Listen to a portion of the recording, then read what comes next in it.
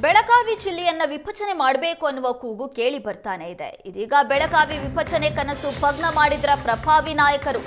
ಜಿಲ್ಲೆ ವಿಭಜನೆ ಹೋರಾಟಕ್ಕೆ ತಡೆ ಹಿಡಿದವರು ಯಾರು ಗೊತ್ತಾ? ಏಷ್ಯಾನೆಟ್ ಸುವರ್ಣ ನ್ಯೂಸ್ನಲ್ಲಿ ಎಕ್ಸ್ಕ್ಲೂಸಿವ್ ಸ್ಟೋರಿ. ಜಾರಕಿಹೊಳಿ, ಸವದಿ, ಹುಕ್ಕೇರಿ, ಕೌಚಲಿಗೆ ಬೇಡಿಕೆಗೆ ಸಿಎಂ ಸುಸ್ತಾಗಿದ್ದಾರೆ. ನಾಯಕರ ಪ್ರತಿಷ್ಠೆ ಬೆಳಗಾವಿ ಜಿಲ್ಲಾ ಹೋರಾಟದ ಕನಸಿಗೆ ಕೊಳ್ಳಿ ಇಡಲಾಗಿದೆ. ಅಧಿವೇಶನ ವೇಳೆ ಜಿಲ್ಲಾ ವಿಭಜನೆ ಘೋಷಣೆಗೆ ಸಿಎಂ ಸಿದ್ದರಾಮಯ್ಯ ಸಿದ್ಧವಾಗಿದ್ರು. ಗೋಕಾಕ್ ಜಿಲ್ಲೆ ಮಾಡುವಂತೆ ಜಾರಕಿಹೊಳಿ ಬ್ರದರ್ಸ್ ಬೇಡಿಕೆ ಇಟ್ಟಿದ್ರೆ ಅಥಣಿ ಜಿಲ್ಲೆಗಾಗಿ ಸಿಎಂ ಮುಂದೆ ಲಕ್ಷ್ಮಣ್ ಸವದಿ ಡಿಮ್ಯಾಂಡ್ ಮಾಡಿದ್ರು. ಇನ್ನು ಬೈಲಹೊಂಗಲ ಜಿಲ್ಲೆ ಮಾಡಬೇಕು ಅಂತ ಮಹಂತೇಶ ಕೌಚಲಗಿ ಮನವಿ ಮಾಡಿದ್ರು. ಇನ್ನು ಚಿಕ್ಕೋಡಿ ಜಿಲ್ಲೆಗಾಗಿ ಪ್ರಕಾಶ್ ಗಣೇಶ್ ಹುಕ್ಕೇರಿ ಕೂಡ ಬೇಡಿಕೆ ಇಟ್ಟಿದ್ರು. ಈ 4 ನಾಯಕರ ಬೇಡಿಕೆಯಿಂದಾಗಿ ಹಿಂದೆ ಸರಿದಿದ್ದಾರೆ ಸಿಎಂ ಸಿದ್ದರಾಮಯ್ಯ.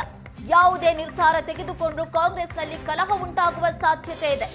ಕಾಂಗ್ರೆಸ್ನಲ್ಲಿ ಕಲಹ ಆಗದಂತೆ ಜಿಲ್ಲಾ ವಿಭಜನೆಯನ್ನ ಸಿಎಂ ಸಿದ್ದರಾಮಯ್ಯ ಕೈಬಿಟ್ಟಿದ್ದಾರೆ. ದಶಕಗಳಿಂದ ಜಿಲ್ಲಾ ವಿಭಜನೆ ಹೋರಾಟಗಾರರ ಕನಸಿಗೆ ಈಗ ನಿರಾಸೆಯಾಗಿದೆ. ನಾಯಕರ ಪ್ರತಿಷ್ಠೆಯಿಂದ ವಿಭಜನೆಯಾಗಿಲ್ಲ ಬೆಳಗಾವಿ ಜಿಲ್ಲೆ. ಬೆಳಗಾವಿ ಜಿಲ್ಲೆ ವಿಭಜನೆ ಆಗ್ಬೇಕು ಅಂತ ಪ್ರಭಾವಿ ನಾಯಕರು ಹೇಳ್ತಾ ಇದ್ರು.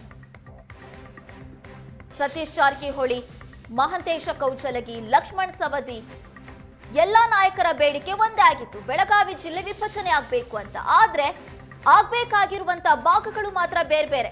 ಅಥಣಿ ಜಿಲ್ಲೆ ಆಗ್ಬೇಕು ಅಂತ ಲಕ್ಷ್ಮಣ್ ಸವದಿ ಹೇಳ್ತಾ ಇದ್ರೆ, ಗೋಕಾಕ್ ಜಿಲ್ಲೆ ಮಾಡಬೇಕು ಅಂತ ಜಾರಕಿಹೊಳಿ ಬ್ರದರ್ಸ್ ಹೇಳ್ತಾ ಇದ್ರು. ಹಾಗಾಗಿ ಸಿಎಂ ಸಿದ್ದರಾಮಯ್ಯ ಈಗ ಹಿಂದೆ ಸರಿದಿದ್ದಾರೆ. ಒಂದ್ ಜಿಲ್ಲೆ ಮಾಡಿದ್ರೆ ಮತ್ತೊಂದು ನಾಯಕರಿಗೆ ಬೇಸರ ಆಗುತ್ತೆ, ಅಲ್ಲಿ ಕಲಹ ಉಂಟಾಗುವ ಸಾಧ್ಯತೆ ಇದೆ.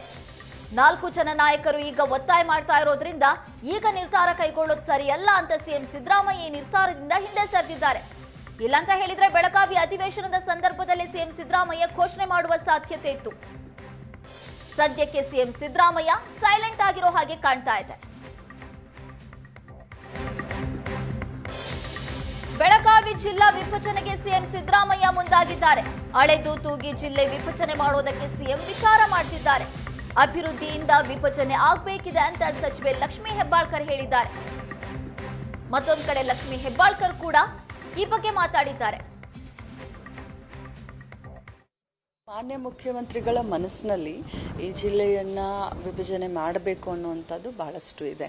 ಯಾಕಂತಂದ್ರೆ ಆಡಳಿತಾತ್ಮಕ ದೃಷ್ಟಿಯಿಂದ, ಅಭಿವೃದ್ಧಿಯ ದೃಷ್ಟಿಯಿಂದ, ಈಗ ನೋಡಿ, ನನ್ನ ಬೆಳಗಾವಿ ತಾಲೂಕು 11.5 ಲಕ್ಷ ಜನಸಂಖ್ಯೆ ಇದೆ. 11.5 ಲಕ್ಷ ಜನಸಂಖ್ಯೆಗೆ ಒಬ್ಬನೇ ತಹಸೀಲ್ದಾರು, ಬಹಳಷ್ಟು ತೊಂದರೆ ಆಗುತ್ತೆ. ಅದೇ ರೀತಿ ನಮ್ಮ ಜಿಲ್ಲೆ 18 ಕ್ಷೇತ್ರ ಮತ್ತು ಎಷ್ಟು ತಾಲೂಕು, 14-15 ತಾಲೂಕುಗಳಿದಾವೆ. ಸೊ ಇನ್ನು ಮತ್ತೆ ಹೊಸದಾಗಿ 3 ತಾಲೂಕು ಆಗ್ತವೆ. ಇದನ್ನ ನೋಡಿದ್ರೆ ನಮಗೆ ಮತ್ತೆ 19 ತಾಲೂಕು ಆಗುವಂತ ಎಲ್ಲ ಲಕ್ಷಣಗಳಿದಾವೆ. ಮಾನ್ಯ ಮುಖ್ಯಮಂತ್ರಿಗಳಿಗೆ 2 ಇಲ್ಲ 3 ಮಾಡಬೇಕನ್ನುವಂಥದ್ದು ಬಹಳಷ್ಟು ಇದಿತ್ತು. ಅವರು ಬಂದ ದಿನಾನೇ ಅದ್ರ ಬಗ್ಗೆ ನಮ್ಮ ಮುಂದೆ ಚರ್ಚೆ ಮಾಡಿದ್ರು, ಸತೀಶ್ ಅಣ್ಣನ ಮುಂದೆನೂ ಚರ್ಚೆ ಮಾಡಿದ್ರು. ಆದ್ರೆ ಏನಾಯ್ತು ಅಂದ್ರೆ ಎಲ್ಲರೂ ನಿಯೋಗ ತೆಗೆದುಕೊಂಡು ಬರಕ್ ಸ್ಟಾರ್ಟ್ ಮಾಡಿದ್ರು. ನಮ್ಮ ಜಿಲ್ಲೆ ಆಗ್ಬೇಕು, ಅದು ಸಹಜ, ಎಲ್ಲರಿಗೂ ಕೂಡ ಆಸೆ ಇರುತ್ತೆ, ಎಲ್ಲರಿಗೂ ತಮ್ಮ ತಮ್ಮ ಜಿಲ್ಲೆ ಆಗ್ಬೇಕು ಅಂತ. ಆದ್ರೆ ಅಳದು ತೂಗಿ ಮಾಡೋಣ ಅಂತ ಸದ್ಯಕ್ಕೆ ವಿಚಾರ ಮಾಡ್ತಾ ಇದ್ದಾರೆ. ಅವರು ಬಂದ ದಿನಾನೇ ಹೇಳಿದ್ದು ಮಾಡೋಣ ಅಂತ, ಆ ಮನಸ್ಸಿನಿಂದನೇ ಬಂದಿದ್ರು. ಈ ಬಾರಿ ಅನೌನ್ಸ್ ಮಾಡೋಣ ಅಂತ ಮನಸ್ಸಿನಿಂದನೇ ಬಂದಿದ್ರು. ಎಲ್ಲರನ್ನೂ ಕರೆದು ಮಾತಾಡೋಣ ಅಂತಾನೆ ಹೇಳಿದ್ರು.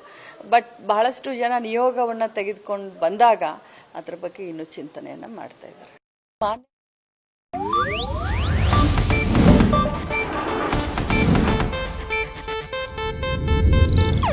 ಇದು ಏಷ್ಯಾನೆಟ್ ನ್ಯೂಸ್ ನೆಟ್ವರ್ಕ್ ಪ್ರಸ್ತುತಿ.